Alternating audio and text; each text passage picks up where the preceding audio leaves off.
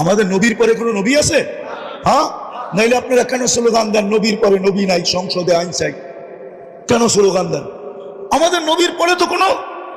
তাইলে আল্লাহকে যদি প্রশ্ন করি, আল্লাহ কোরআন তো দেখি, ওয়ালিল্লাহি জুনুদুস সামাওয়াতি ওয়াল আরদ, জমিন আসমানের সমস্ত সৃষ্টি আপনার সৈনিকের অন্তর্ভুক্ত।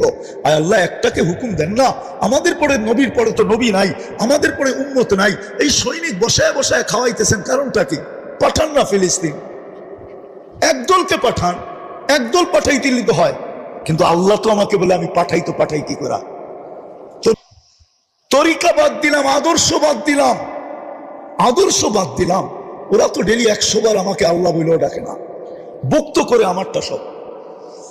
শুক্রবারে 100 বার আমার বন্ধুর দুরুদ পড়ে না।